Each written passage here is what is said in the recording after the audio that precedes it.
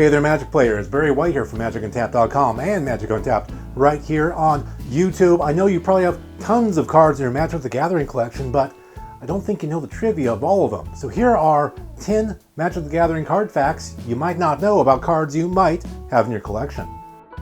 A 40-card deck might seem familiar to those who play Magic's limited formats, but did you know that a 40-card deck was the original minimum deck size?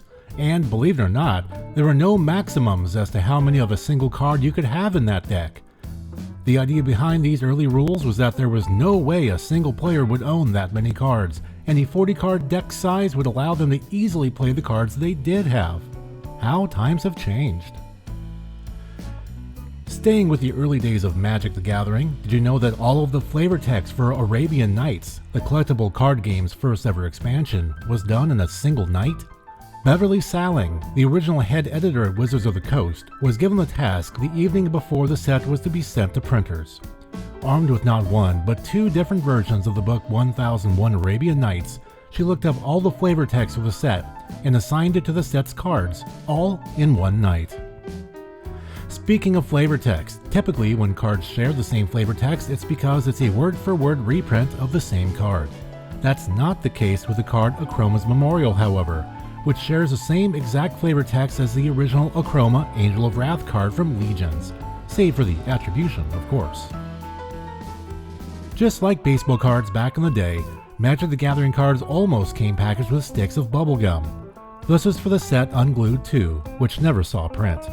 According to Mark Rosewater, including sticks of bubblegum in the pack was something Wizards explored, but, as it turns out, putting something edible inside of booster packs wound up not being all that feasible. For people of a certain age, memories of watching the stop-motion comedy television show Robot Chicken on Cartoon Network's late-night Adult Swim lives rent-free in the back of the mind. That said, would it surprise you that there was an actual Robot Chicken Magic card made? According to Rosewater, back in 2012, the card was created and handed out to the writers of Robot Chicken for helping out at a pro tour. In the set Saviors of Kamigawa, there was a Hand Size Matters theme that appeared on a number of the cards, but did you know that Wizards R&D had a term for this theme, despite it never appearing on cards as a keyword? That term was Wisdom, which makes sense seeing as a player's deck is their library of spells, and their hand are the spells that they happen to have memorized, as it were, at the time. The demon creature type in Magic had been around since day one with the cards Demonic Hordes and Lord of the Pit, both rares. But would you believe that it took Wizards of the Coast 11 years before they would print a demon in any other rarity? Making the demon creature type's non-rare debut in 2004 were the cards Gut-Wrencher Oni and Painracker Oni, both uncommons, and Champions of Kamigawa. There was a mechanic designed for instants and sorceries for the set Onslaught that shuffled the cast spell back into the owner's library upon resolution. The mechanic, though, was considered not to be all that great, so it was shelved. Shelved, that is, until 5th Dawn, when the mechanic appeared on a cycle of rare cards known as Beacons.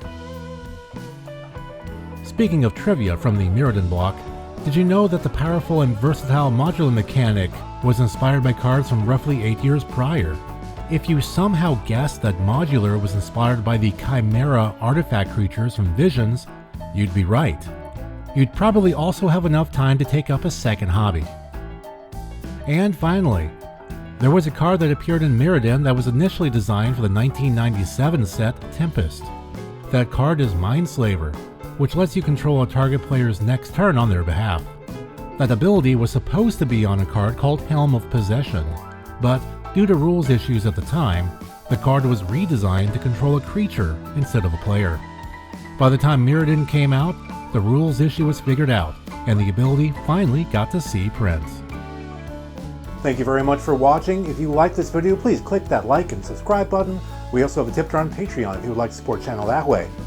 Thank you again for watching.